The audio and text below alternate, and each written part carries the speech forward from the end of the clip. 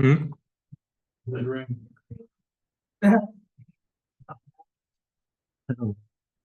I think it's the the projector. Yeah, sorry.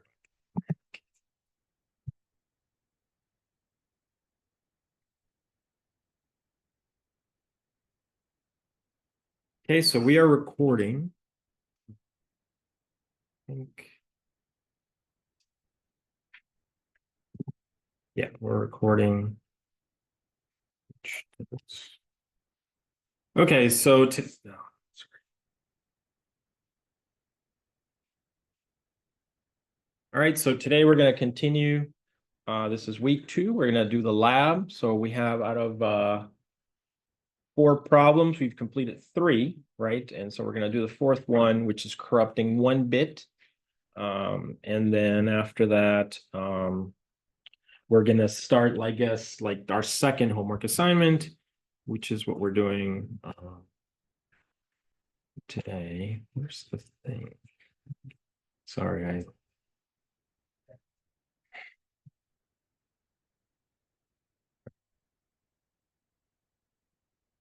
used to know how to use this thing really well, and I feel like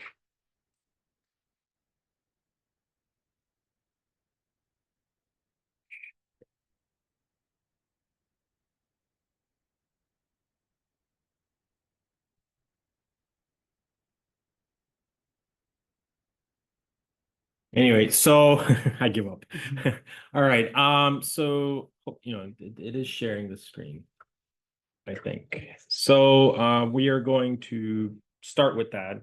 I just wanted to make a comment. I don't know if you guys saw in the news, there's been 2 things that they're sort of related to this class, but not really. But they just kind of blew my mind. So there's a thing called Game Engine. I don't know if anyone had a chance to look at that. Did you hear it's from Google? It's a new tool that came out, some project that they got going. You can check it out. It's game. So actually, as I said, it's not so much related to this, but I'm going somewhere with this. So let me show you. So game gen, no, game n. Yeah, GitHub.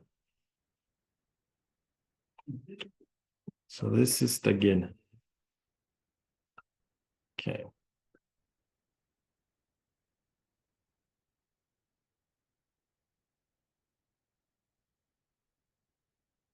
Yeah. So do you guys see this? Yeah. Some of you may have played this game at some point in your life. It's called Doom. This was when this was done entirely by a neural network. This is not a game engine and some programmers developed it. A neural network was trained to create this game and play. That's spooky. Like it makes me almost question everything I do at this point. So you guys are living in a very strange time, because the implication of this, if I don't know if you guys, so it has to do with coding. We're going to do coding today, actually, and it's interesting, right? So I don't know if you guys have ever thought about how you develop a video game, but you have to have a game engine that has the physics of it, and then you write a lot of code, and and you have a lot of skills, right?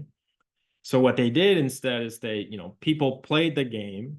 These videos or images were given to a neural network, which just has connections and things, right? And based on information that you gave it, plus it was able to generate this game. No game engine, no code. So the implication is that you could say, okay, now generate, what's a game that you like? I don't know. Mortal Kombat. And that's where they're going with this. No coding, no nothing. Just like tell it. Just describe to it what you want. And then also interact with it. Think about it. Check it out, because this just came out like recently. It's like within the last 2 weeks, I think. And I was really impressed by this. Actually, this is like another level. real-time recordings of people playing the game Doom simulated entirely by the game engine neural model. And, you know, this was done, I think it's Google, so obviously they have a lot of, hold on. Yeah, but I don't know what happened with this. But cursor is really impressive too.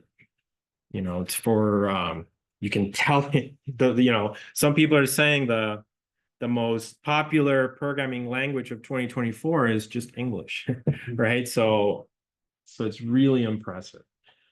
So, you know, today we're going to code. And usually what I do in this class is we look at Python and I teach you, okay, you know, get you just to warm up to it, right? So this course is not really about, you know, writing code from scratch. It's not at all about that. I'm not teaching you how to program, but I like to do this exercise to just kind of get everyone's head into what we're going to be doing. And then you need to understand how to read the code so that you can understand the algorithms of neural networks. Does that make sense? So you guys are understanding those kinds of things.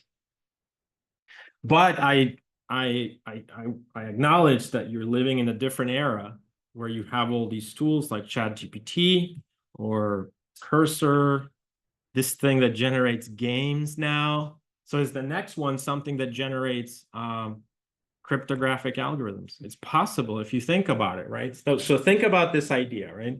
Something I was thinking about. I teach you RSA and I teach you how it works, right? And what is RSA? You get an input and an output. It's a function, right? And inside, there's a lot of code, some math. A neural network, which is a general framework, can learn that, right? And it learns basically to mimic that code, that algorithm. So at first, you'll say, okay, it's fine. It's mimicking that algorithm. I understand that algorithm because I took 350 RSA, and that's all the neural network is doing. Although the neural network will not create the constructs that you do in coding, right? It'll just do it on its own inside the neural network. But what happens when you give it a little bit of an objective that's different, and you say, just make this algorithm 80% more secure than before? What's the neural network going to do? It's going to tighten, you know, its connections inside, but then that algorithm is no longer that RSA algorithm that you learn in 350. And in fact, you don't know for sure what it is. Do you see that? And that's really interesting because you end up with an algorithm that's probably more secure, hopefully to your benefit and not against your benefit, but you no longer understand what's going on. Do you see that? So yeah, interesting times. Anyway, we got to learn something, right? So I don't, you know, you live in I know it's off topic, but it's just, that blew my mind that game engine is really impressive. And it applies to a lot of things. So anyway, today we're gonna look at some basic algorithms. Hopefully this is still useful. I don't know at this point, right? But you know, these are all the traditional algorithms, and just keep in mind that, you know, there may be some developments that will be happening in the next few years, and you'll be part of that. You know. All right, any questions? Yeah, but anyway, that was really my comment there. All right, so today we're gonna continue. So I'll boot up the virtual machine, okay, and I will finish up that last problem. And then after that, we'll start the new exercises. And like I said, we're just gonna, I'll give you like a problem, a cipher. It's called a substitution cipher. And it's really just to practice that in Python, okay? You could, you know, I'll give you this, we'll solve it. You know, just going back to this idea of Copilot or Cursor, you might want to try, hey, build me a cipher that does this and this, and see what kind of code you get, right? So that might be an interesting exercise for you guys to play with, given the era that you live in, right? And that's not homework, I'm not saying that, but it might be interesting if you get codes, like what if you gave it? So today I'm going to give you a problem, right? A word problem. And I'm going to give you the Python solution. Might be a good idea to, if you have access to one of those tools, give it the exact same problem, see what code you get. See if it gives you the same. Do you see what I'm saying? That's just for fun, just so that you see what you have available. All right. All right. So let's go ahead and boot up the virtual machine here. And I'll bring up that PDF. That homework assignment, remember, there's a soft deadline, so that's tonight.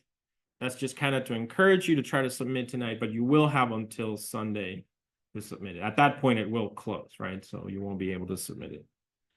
Any questions, comments, anything? Any thoughts? How many of you have used those tools that generate code automatic, you know, like you type text and it gives you the code? How many of you have tried that?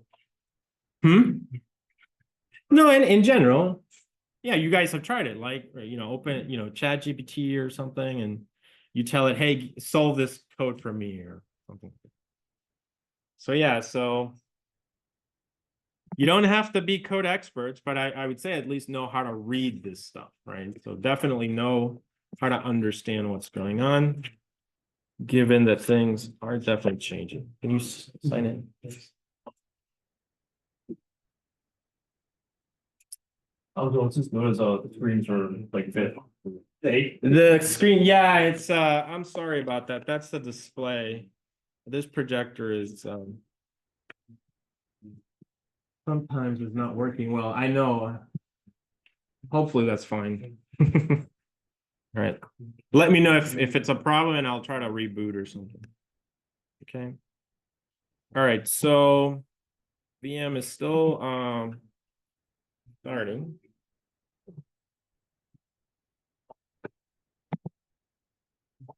Oh.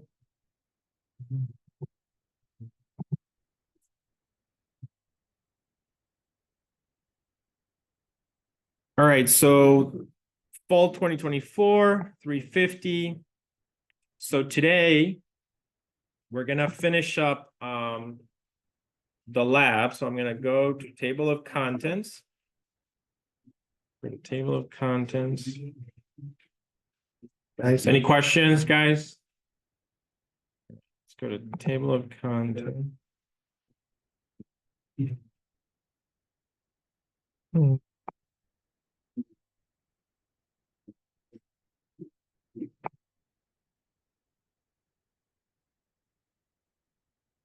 Okay. I'm going to go to secret key. We're going to go to the Word document, right? Should be this one.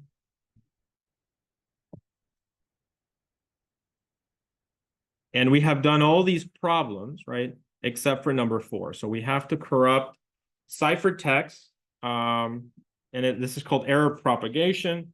The goal here is to make a plain text file, encrypt it, corrupt 1 bit of it, decrypt the corrupted file, and determine what happened to it. Okay, makes sense? So I'll demo that, and then once I finish that, hopefully you guys have everything that you need for the assignment. Any questions? Yeah.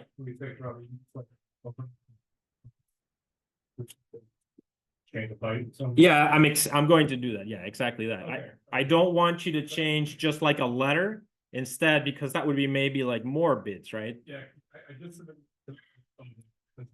you're about to do. Yeah, I'm gonna show you. I'm gonna use a tool called GHEX, which actually we'll use also. Okay, yeah,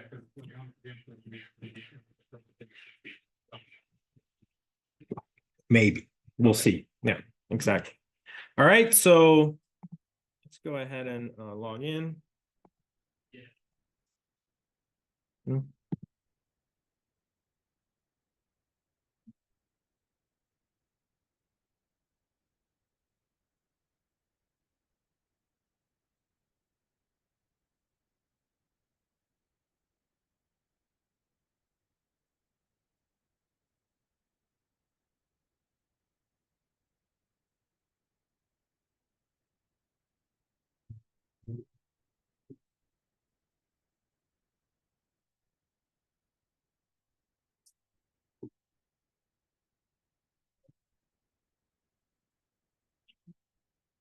Okay, so we will create.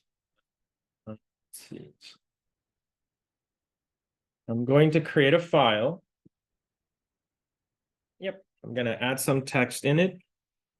So let's go ahead and start.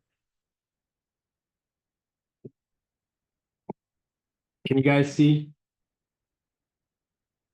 Yeah. No. I don't know how to fix this. Huh? Yeah, I'm sorry.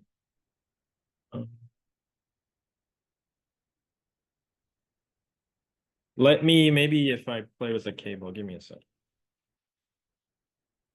Yeah.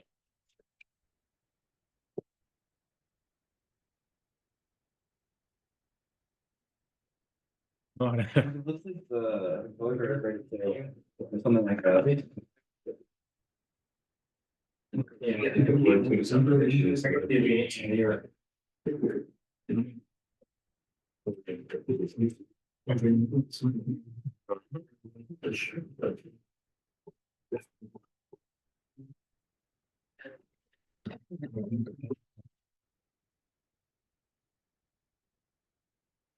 Go fixed somehow. All right, so you just got to reboot it or reconnect it. 80% of the time that works. All right, so hopefully it'll stay like this. Okay, great. So let's navigate to the folder, right, where I'm putting the files. Okay. And please stop me if you have any questions, raise your hand. So I am doing ITS 350. Oh, okay. All right, so I'm doing block ciphers. I'm going to go there.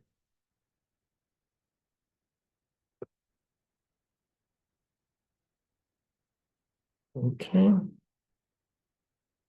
Okay, I'm going to create a new folder for this so I don't get confused. I'm going to call it corrupt cipher.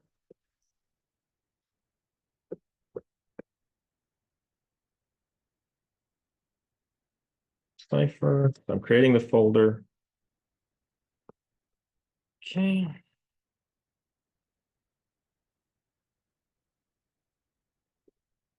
All right. So let's create a file. I'm gonna call it just P1 something .txt.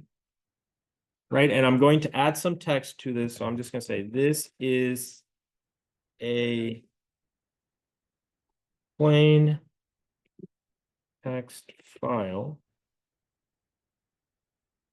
that will be encrypted. And then don't put in just like random things, because actually what we want to see is we want to see where if there's an error, where it happens. Okay. So this is a plain text file that will be encrypted and then corrupted. Dot, and then 1, 2, 3, 4, 5, 6, 7, 8, 9. Okay, something like that. All right, so you guys then, we're using OpenSSL here, right? So we're going to need to encrypt this file using all 4 modes of operation, right? So that's the basic idea. You guys understand a little bit now about the modes of operation. We've established that one of them is pretty insecure. Thank you. ECB. Did everyone sign in? No? Yep. All right, so we have established that one is insecure ECB. We've established that CBC is somewhat more secure. We've already provided a definition for what it means to have a secure cipher, so hopefully you should understand that. So using OpenSSL, we will encrypt this file. So let's go ahead. OpenSSL.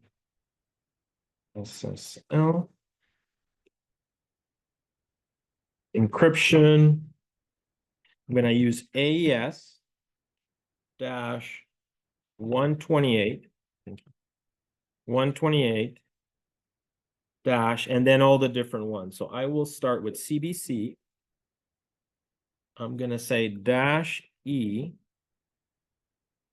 dash in P1 dot txt. dash out P1, and then I'm going to give it a new name. So this is going to be CBC dot bin. Right? Everyone with me so far? All right. And then we need to give it the key. So dash uppercase K. I'm going to put in the key here, just using the same one, 0, 0, 1, 1, 2, 2, 3. Oh, sorry. 1, 1, 2, 2, 3, 3, 4, 4, 5, 5, 6, 6, 7, 7, 8, 8, 9, 9, AA, DB, CC, DD, EE, FF. Okay, and then I'm going to do the initialization vector, which you still may not know this is, but once we start getting into the algorithms, it'll start making sense. We just need a vector at the beginning. Okay, so some sequence of bits. So in this case, this will be 0, 1, 0, 2, 0, 3, 0, 4, 0, 5, 0, 6, 0, 7, 0, 8. That should be enough. Did I? I'm sorry. Yeah. 0, 1, 0, 2, 0, 3, 0, 4, 0, 5, 0, 6, 0, 7, 0, 8. Okay, so let's go ahead and yeah.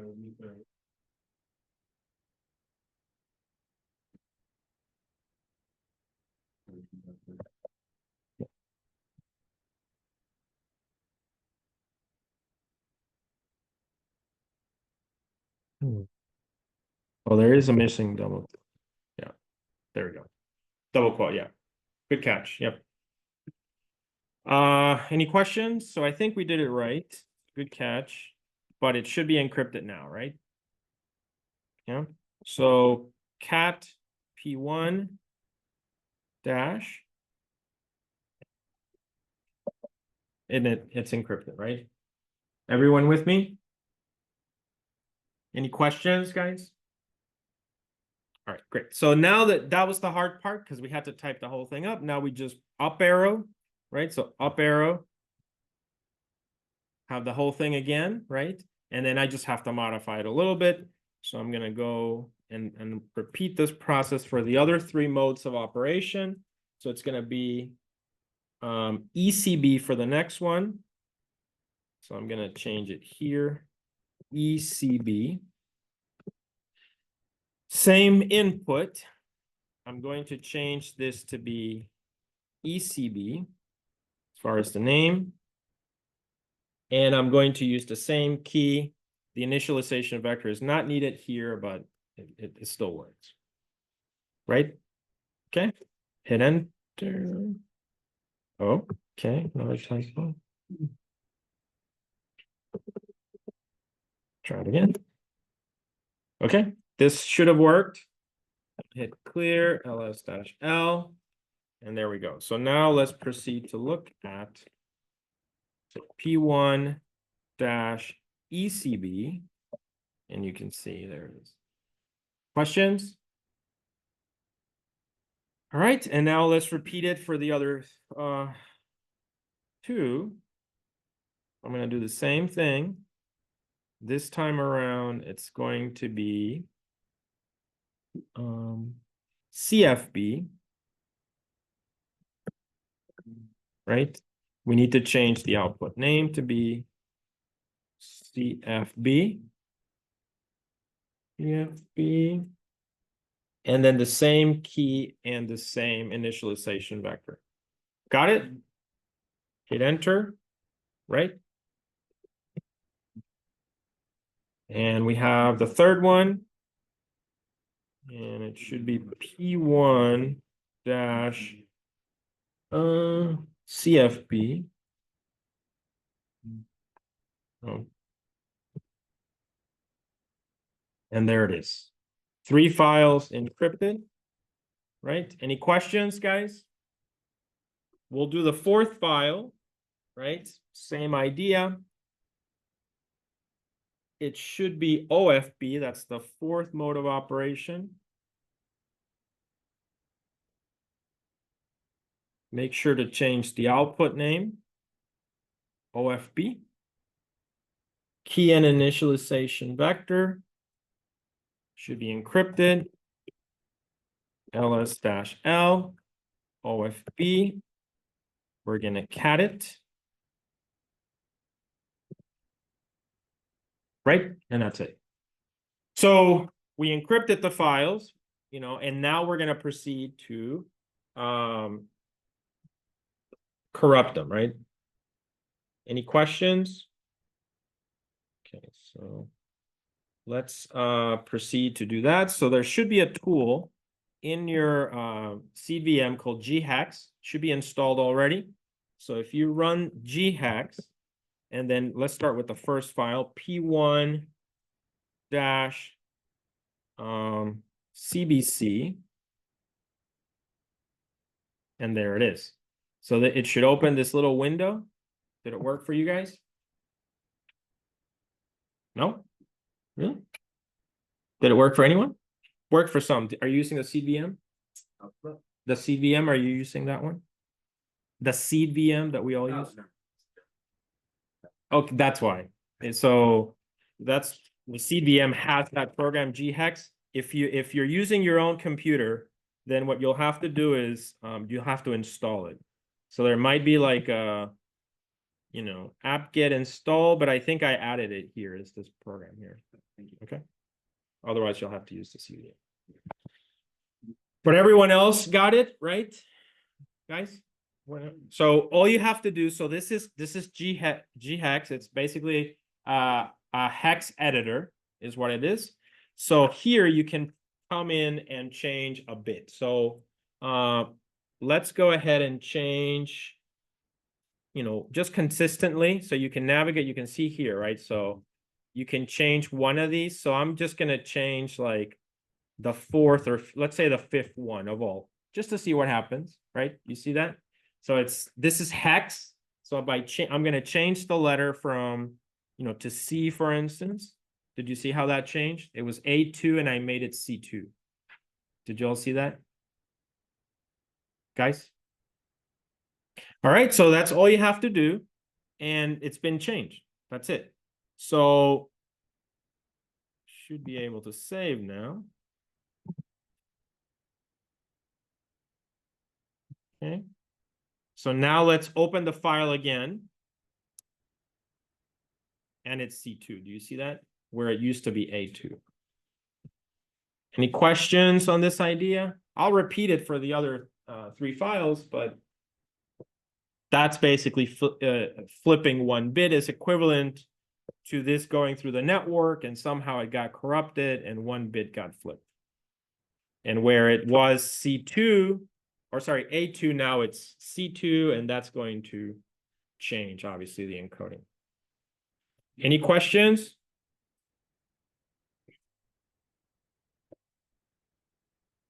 Do you have a question, sir? Yeah. So, Are you on the terminal? Mhm. So when I go and pull in the screen. Yep. Then that folder.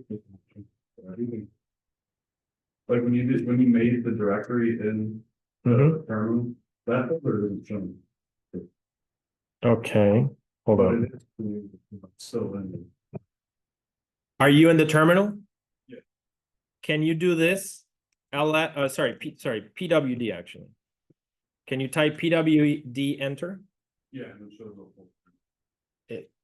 So does it show? That's the full path. So that should tell you where the folder is located. Yeah. Mm-hmm. Okay, you created another one called corrupt cipher. Yeah. Okay. Do ls-l. You may not be in it. ls-l. Do you see it in the output? It shows both. But does it show that folder? Okay, so all right, so I feel from what you're saying, you're seeing this. Something like that, where you're seeing among your files corrupt cipher. And when you do PWD, it looks like that. Yeah. Okay, so all you needed to do is then type CD and CD into corrupt. Does that make sense? Yeah. And once you hit enter and now do PWD, you'll be in that folder.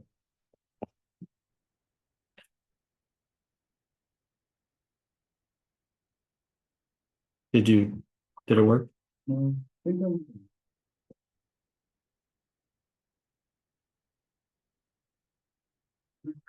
Folder that I made the directory. I do mkdir and then something and hit enter. Yeah. And yes.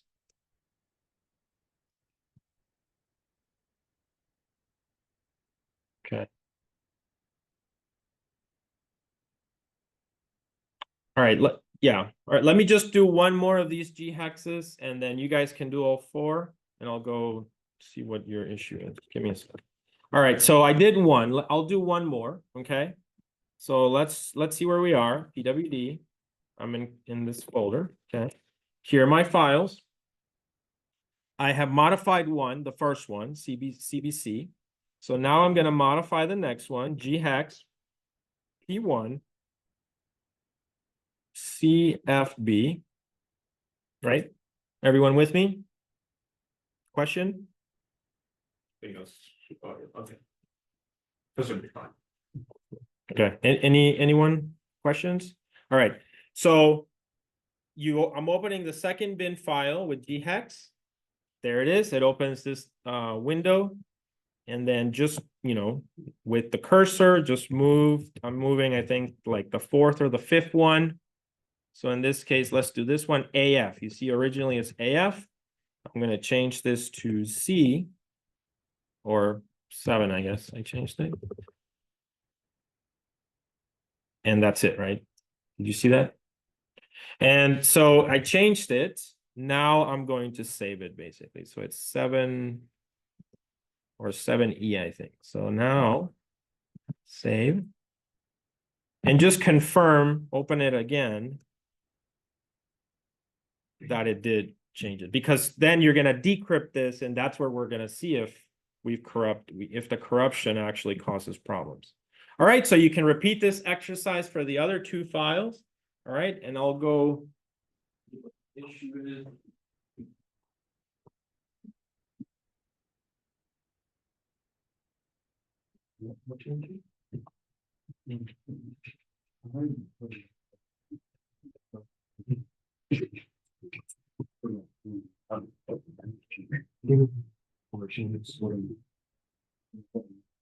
Yeah, no, that's been fine. Just want to make it.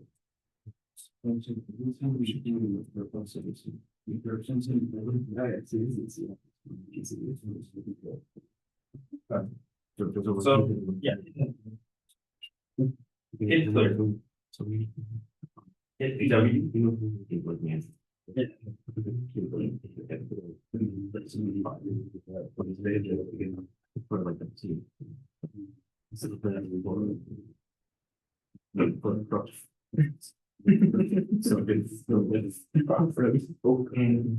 So, Okay. Well, let's just. Now we know where this is PWD. This is your path. So now LSX.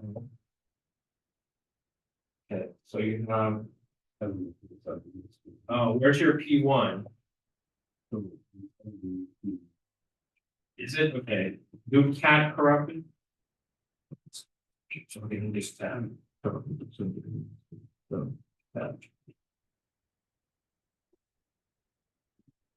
I'll pair.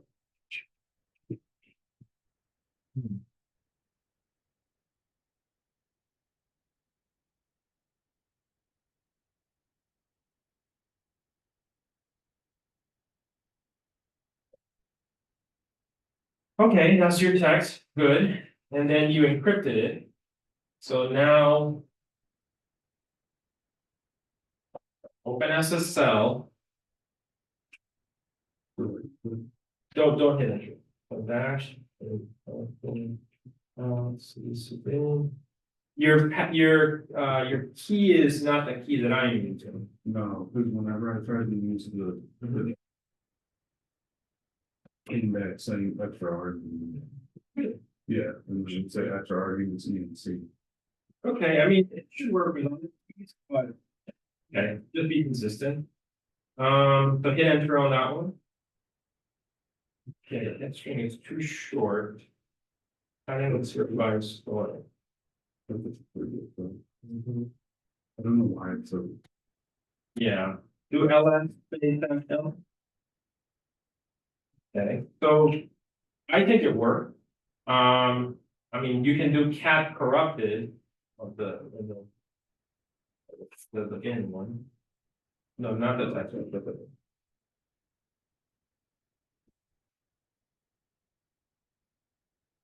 All the corrupted dash CVC.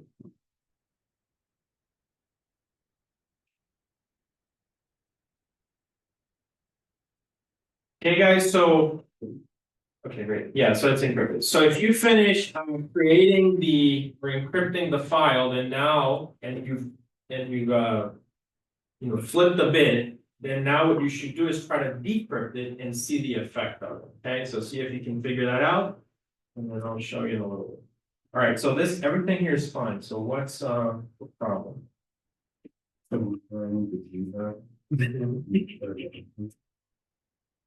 It's there. Oh, okay, don't open it on the view. Go here, do clear. Do LS-L. Okay, now do GF space, and then the bin file.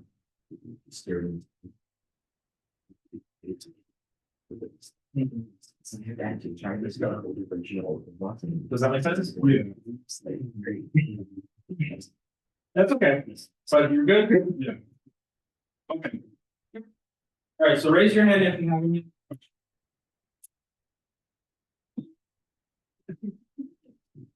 All right, guys, so hopefully everyone at this point, right? You looked at all 4 files with ghex, you flipped a bit, right? And now we can start the decryption process and just see the effect. We want to know if just flipping 1 bit will ruin the whole text or just maybe a portion of it. So what would you say before we do this? Do you think it's going to like ruin everything once we decrypt it? Or do you think it'll just affect certain letters or certain words, half the letters? What do you think? Do you understand what I'm asking? So how much will be corrupted, do you think? All of it or just a little bit? Sir? Changing like the actual cipher, or is it just changing bit? It's changed. So that's a very good question, right? So what we had was text. We ran it through encryption, and then we created a cipher, which is a sequence of bits still, but jumbled up, right? And then we grabbed that whole thing and we just picked something in there and changed it from a 0 to a 1, but everything else remains the same. I mean, maybe. That's what I'm asking. What do you think? It'll just change 1 letter. So that's your answer, basically. Okay, so his answer is that it's just going to change 1 letter. So we should be able to read most of it, but just one, like an R becomes an S or something like that. Right? All right, so that's what we're going to see now. That's, what we want to understand, right? So that's our goal. So we flipped a bit, and now we have to proceed to decrypt. Okay, so we're going to use I've done 2, right? I've done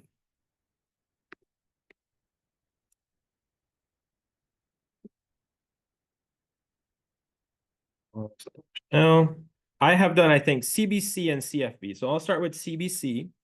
So to decrypt, we still use OpenSSL. We just have to change some of the parameters. Okay. So I'm up arrowing here. And there we go. So that's OpenSSL. Now we're going to make a few changes. So we want to use the CBC mode of operation. So I'm going to do OpenSSL encode AES 128 CBC. Remember, instead of once we decrypt, we change the E to a D, right? The N will change. So now this should be P1 dash CBC dot bin. And the out is going to be a TXT file now. Call it P1 CBC, but let's give it something else as the name. Let's say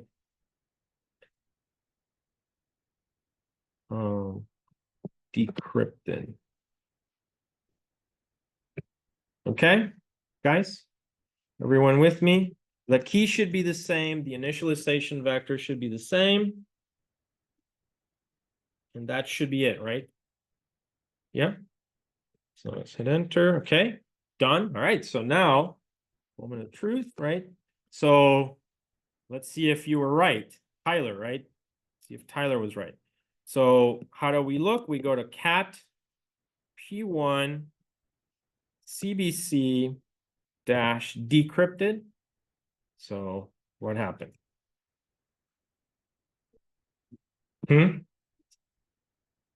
So what happened? Well, let's take a look at the original file. So we want to cat p1.txt.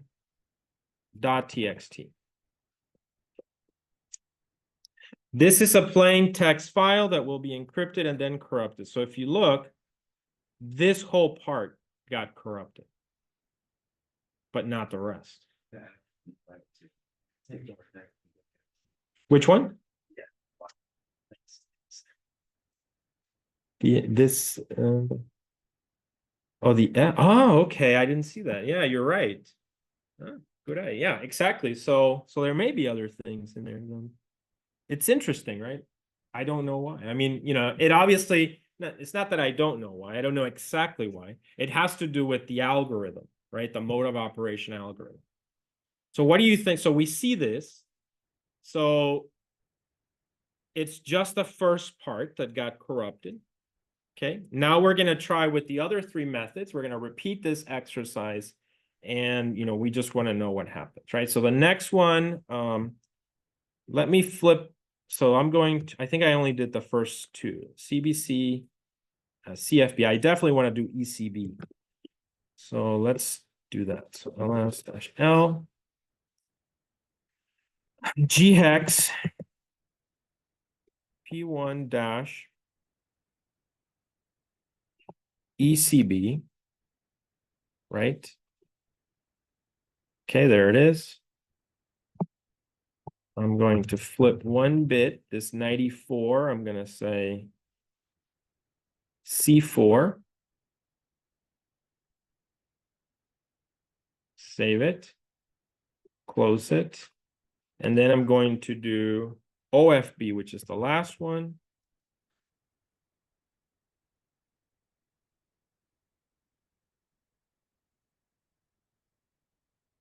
Okay, there we go. We have the ghex editor. And again, I'm just going to change one bit. I'm going to change this AF to CF. Right? And there you go. At this point, I have changed all four files. I have flipped one bit of every single one of the four encrypted files. Any questions? All right, so we should be ready now. This is what you have to do for your lab, right? This is the analysis. You need to show your conclusions, your thoughts. So I did the first, let me ls-l. So I've done CBC. Now I'm going to do CFB. CFB. Okay. So I'm going to change this to CFB. Decrypt. This should be CFB, correct? And then this should be CFB. Decrypted, same key, same IV. Right? Everything looks correct. Okay. All right, ls-l. I have two decrypted. And let's just finish this for the other two. So the next one should be ECB.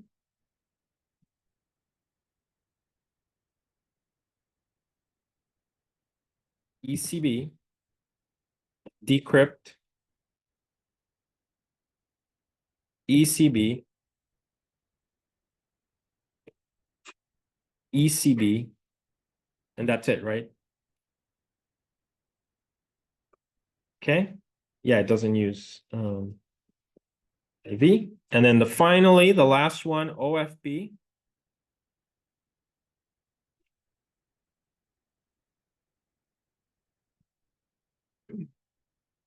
OFB, decrypt, OFB, OFB. All right, and that's basically it. So now all you have to do is cat all these files. So I'm going to cat all four. So I'm going to do cat P1 CBC decrypted. There it is. Then I'm going to do CFB. There it is. Then I'm going to do ECB. There it is. And then I'm going to do OFB.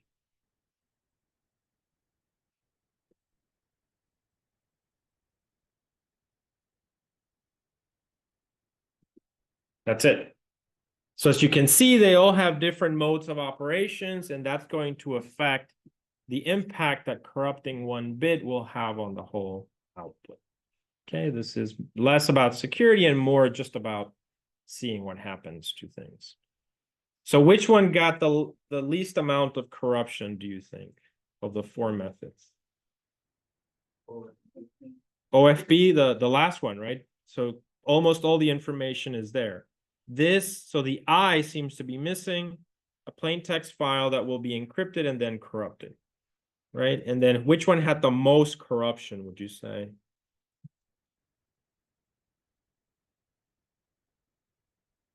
ECB? Yeah. Yeah, that's it. Yes, sir.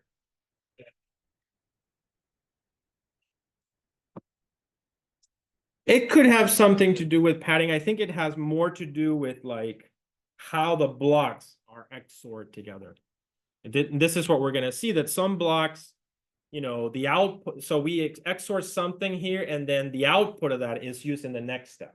And then the output of this one is used in the next step. So obviously, if there's a corruption here, it's going to carry forward. So we'll see that as we start looking at the algorithms. Remember, you will have to implement this in Python eventually. All right, but this concludes that problem number 4. And now you have all 5 problems for your homework assignment. So you should be able to submit this. If you've done it, that's basically the screenshot that you need to provide.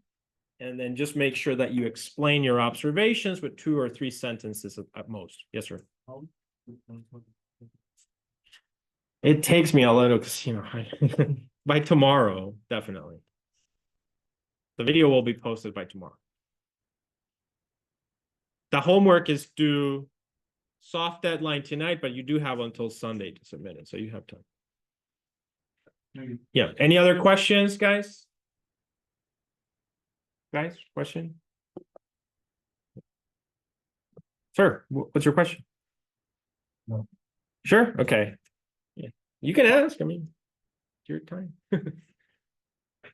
If you don't have questions, I will move on to because this concludes the homework for last week, basically. That's due this week.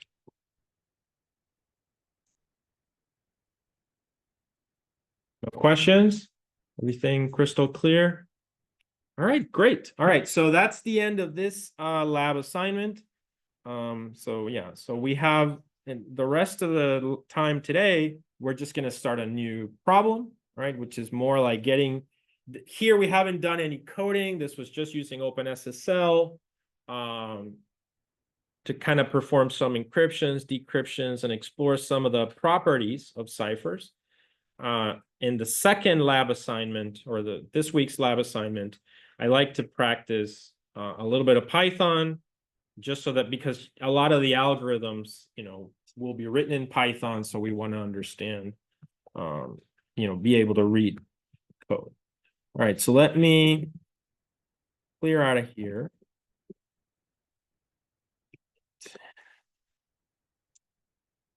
So I'm going to create a new folder, mkdir. This is going to be our lab 2 or week 2 lab. I'm just going to call it substitution cipher. Like that. So it should be there now. I hit clear. Substitution cipher. I'm going to cd into it. Okay. And we're just going to be writing a Python script, basically, based on a problem. Okay. Any questions? All right. So let's go now. So this is like the second half of today. I'm actually going to end this as a video and create a separate one, since this is a totally different topic. So let me do that actually.